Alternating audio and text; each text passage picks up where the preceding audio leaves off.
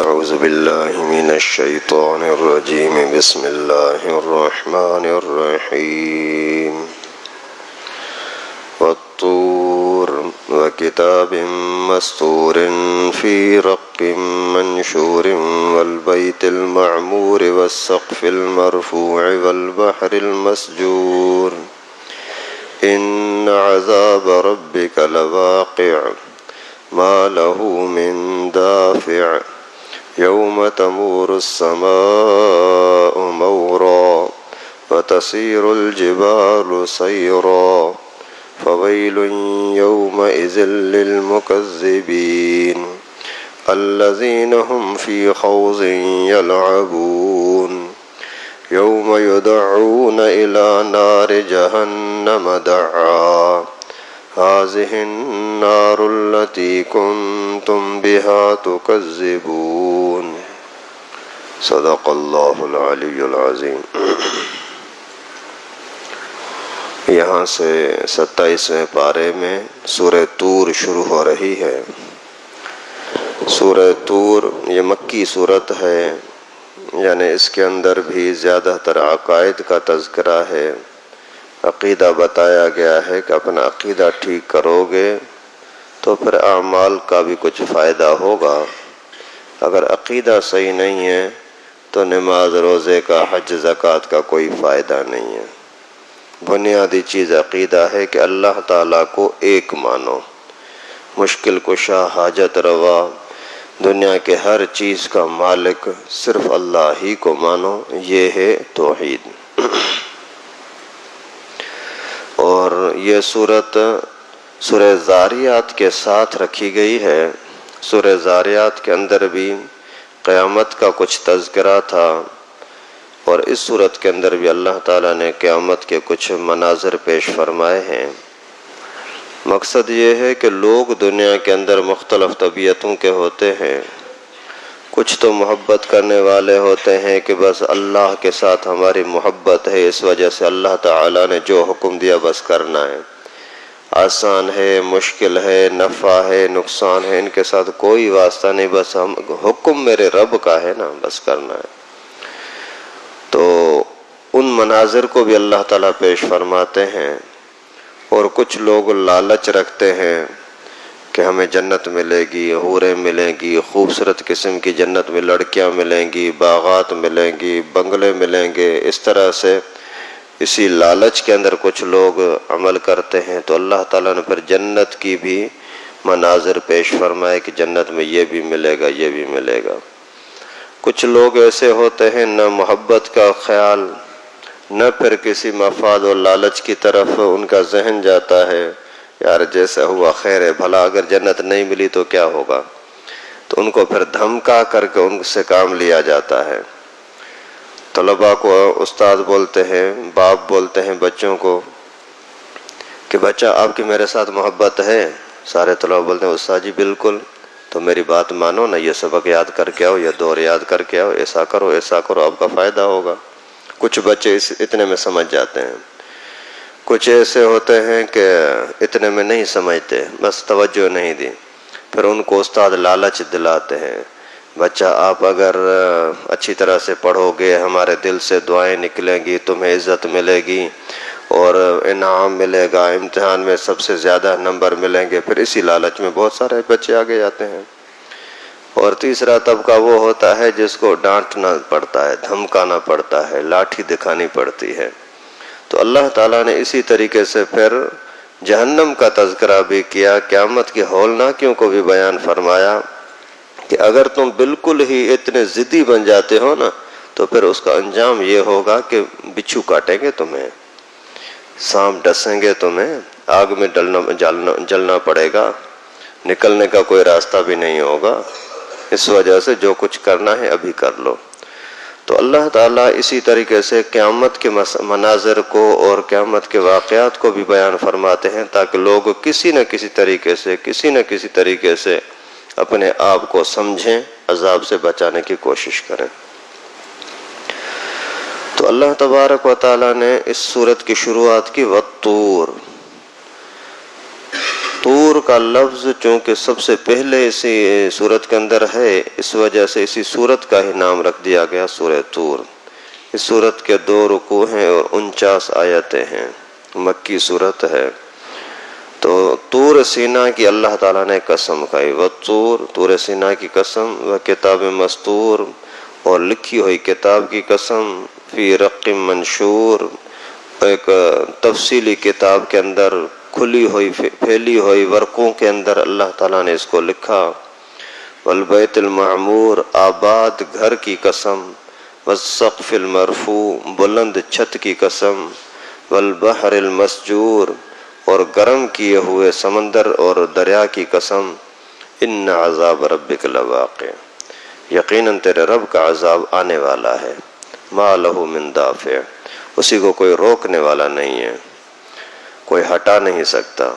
یوم تمور السماء مورا، اس دن آسمان بھی کپ کپاتا رہے گا، بہت سختی کے ساتھ لرز رہا ہوگا، وتصیر الجبال سیرا، اور پہاڑ بھی ہل رہے ہوں گے، اڑ رہے ہوں گے، فویل یومئذ للمکذبین، اس دن بڑی تباہی ہوگی جھٹلانے والوں کے لیے۔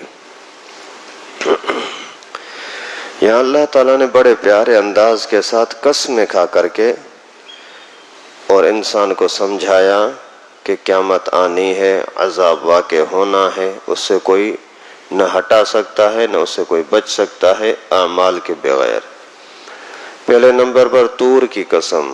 طور کے لفظ کی معنی ویسے آتی ہے سرسبز اور ہریالا علاقہ، جیسے کوئی زمین ہوتی ہے خوبصورت، اسی کے اوپر اگر یہ گھاس وغیرہ اگ جاتا ہے تو پھر کتنا خوبصورت لگتا ہے۔ تو اللہ تعالیٰ فرماتے ہیں کہ طور کی قسم یعنی ہریالے علاقے کی قسم۔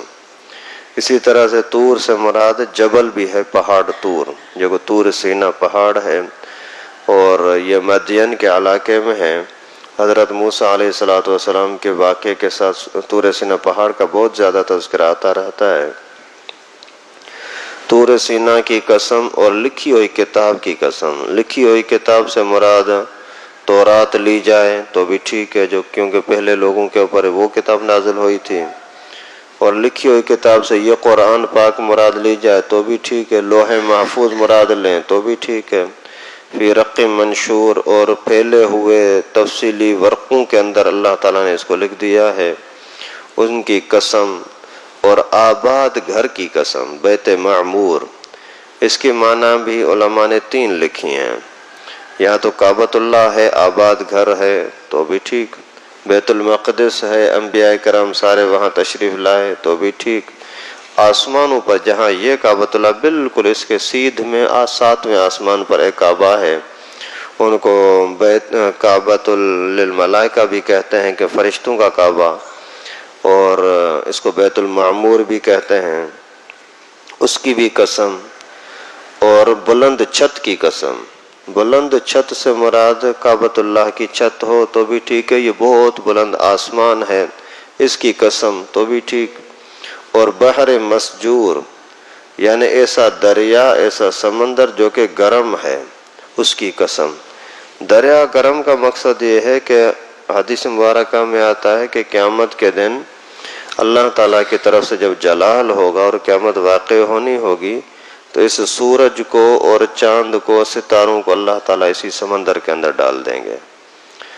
یہ اتنے گرم ہیں کہ یہاں سے لاکھوں میل دور ہے سورج۔ اگر اسی کو شیشے کے ذریعے سے یا کسی ذریعے تھوڑا سا نیچے کرتے ہیں، قریب کرتے ہیں، آپ کر کے دیکھو، موٹا شیشہ رکھو تو کاغذ کو جلا دے گا، یعنی تھوڑا سا اگر اس کو قریب کیا جاتا ہے تو وہ آگ لگا دیتا ہے، تو یعنی خود پورا آگ کا بھرا ہوا ہے، تبھی پوری دنیا کو روشن کر رہا ہے۔ تو یہ سورج اس زمین سے بھی بڑا ہے۔ یہ سورج جب پانی کے اندر ڈالا جائے گا تو پانی پورا کا پورا گرم ہو کر کے ابلنے لگے گا، پھر اسی ابلے ہوئے پانی کو پھر جہنم کے اندر ڈالا جائے گا تاکہ آگ اور بھڑک جائے۔ ایسا کام کرے گا جیسے آپ آگ کے اوپر پیٹرول ڈالو تو پھر آگ کیسے بھڑکتی ہے، تو جہنم کی آگ کے اندر جب یہ پانی ڈالا جائے گا تو وہ بھی اس طرح سے اور زیادہ بھڑکنے لگے گی۔ تو اللہ تعالیٰ فرماتے ہیں اسی گرم پانی کی قسم، ساری قسمیں کھانے کے بعد رب العالمین نے فرمایا ان عذاب ربک لواقع، یقیناً میرا عذاب آنے والا ہے۔ یہاں یعنی طور سینہ کا پہاڑ ہے یا کتاب ہے یا پھر بیت معمور ہے، آسمان ہے، سمندر ہے، ساری چیزیں اس بات پر گواہ ہیں کہ رب العالمین نے جو کچھ فرمایا ہے وہ ہو کر رہے گا، اور وہ یہ ہے کہ عذاب آئے گا۔ اللہ تعالیٰ نے قسمیں کھائی ہیں اس لیے تاکہ لوگ آپس میں جب بات کرتے ہیں تو کوئی بھی بندہ جب قسم کھا لیتا ہے تو سارے بندے اس کو مان لیتے ہیں، ہاں یار یہ بات ٹھیک ہوگی، ابھی یہ بندہ جھوٹی قسم تو کھا نہیں سکتا۔ تو جب رب العالمین نے قسم کھائی تو پھر اس سے زیادہ کیا، قسم کھا کر کے فرما رہے ہیں کہ عذاب آئے گا اور بڑا سخت مرحلہ ہوگا، کوئی اس کو ہٹا نہیں سکتا۔ آسمان جو ہزاروں سالوں سے یہاں کھڑا ہوا ہے، اپنے روب تاب رونق کے ساتھ کھڑا ہوا ہے، یہ بھی لرز کر کے ٹکڑے ٹکڑے ہو کر کے پگھل کر کے تانبے کی طرح وہ گر جائے گا۔ وَتَصِيرُ الْجِبَالُ سَيْرًا، پہاڑ بھی اڑنے لگیں گے، ہلنے لگیں گے۔ آپ دیکھتے ہو پیدائش سے لے کر کے مرنے تک وہ پہاڑ بڑی قوت کے ساتھ کھڑے ہوئے ہیں، سارے حکومتیں اور لوگ ان کو توڑتے رہتے ہیں ٹکڑے ٹکڑے ٹکڑے، لیکن ان کو ختم نہیں کر سکے۔ لیکن جب رب العالمین کا عذاب آئے گا اور اللہ تعالیٰ کا روب ان پر پڑے گا تو یہ سارے اس طرح سے جیسے روئی کے اوپر آپ لاٹھی مارو تو روئی کے ذرات اڑتے ہیں نا، اسی طریقے سے پہاڑ کے پتھر بھی اڑتے رہیں گے، اتنا اللہ تعالیٰ کا جلال ہوگا۔ اور اتنی ساری چیزیں بتلانے کے بعد اللہ تعالیٰ فرماتے فَوَيْلٌ يَوْمَئِذٍ لِّلْمُكَذِّبِينَ، جو دین کو جھٹلانے والے ہیں وہ تباہ ہو جائیں گے۔ الَّذِينَ هُمْ فِي خَوْضٍ يَلْعَبُونَ، جو جھوٹ کی اور اس طرح کی مستانہ باتوں کے اندر کھیل میں پڑے ہوئے ہیں یہ تباہ ہو جائیں گے۔ یعنی دنیا کے اندر بہت سارے لوگ ہیں قرآن حدیث کو ایسے کھیل کی طرح تماشے کی طرح چھوڑ دیتے ہیں، دل چاہے تو پڑھ لیں اور دیکھ لیں، دل نہ چاہے تو چھوڑ دیں، اور دل چاہے تو مولوی کی باتوں کو اور علماء کی انبیاء کرام کی باتوں کو دل سے لگا لیں، نہ چاہے تو ویسے ہی جیسے کوئی یعنی اس کے اوپر بھی تبصرے شروع کر دیں کہ ایسا نہیں ایسا۔ یوم یدعون الی نار جہنم دعا، اس دن لوگوں کو جہنم کی طرف پکارا جائے گا، دھکیل دیا جائے گا اور بولا جائے گا ھذہ النار التی کنتم بہا تکذبون، یہی ہے وہ جہنم جس کو تم جھٹلاتے تھے۔ افسحر ھذا ام انتم لا تبصرون، کیا یہ جادو ہے یا تم دیکھ نہیں رہے ہو؟ تم تو دنیا کے اندر پیغمبر کریم کو اللہ کے نبیوں کو کہتے تھے نا یہ تو جادوگر ہے، عجیب قسم کی باتیں کرتا ہے، ابھی دیکھو جادو ہے یا حقیقت ہے۔ اصلوہا فاصبروا او لا تصبروا، داخل ہو جاؤ اس کے اندر، صبر آئے نہ آئے، صبر کرو یا بے صبری کرو، اس میں داخل ہونا پڑے گا۔ اور اتنے میں ان کو پیچھے سے دھکیل دیا جائے گا اور جہنم کے اندر پھینک دیا جائے گا۔ سواء علیکم، صبر کرنا یا چیخنا چلانا برابر ہے، ابھی کوئی فائدہ نہیں ہوگا۔ دنیا کے اندر ایک آنسو بہا دیتے تو بہت ہوتا تمہارے لیے، اگر ایک مرتبہ شرمندہ ہو کر کے اللہ کے سامنے کہہ دیتے اللہ مجھے معاف کر، بہت ہو جاتا آپ کے لیے، لیکن آپ نے وہاں کچھ نہیں کیا۔ ابھی صبر کرو تو بھی فائدہ نہیں، چیخو چلاؤ تو بھی فائدہ نہیں، پڑے رہو گے اسی جہنم کے اندر۔ انما تجزون ما کنتم تعملون، یہ وہی بدلہ ہے جو تمہارے اعمال تھے وہی آپ کو ابھی دیے جا رہے ہیں۔ آگے پھر جنتیوں کے اللہ تعالیٰ نے کچھ مناظر بیان فرمائے ہیں۔ اللہ تعالیٰ سے دعا ہے کہ اللہ پاک ہم سب کو ہر طرح کے نافرمانی سے، دین کو جھٹلانے سے پناہ نصیب فرمائے۔ وآخر دعوانا ان الحمد للہ رب العالمین۔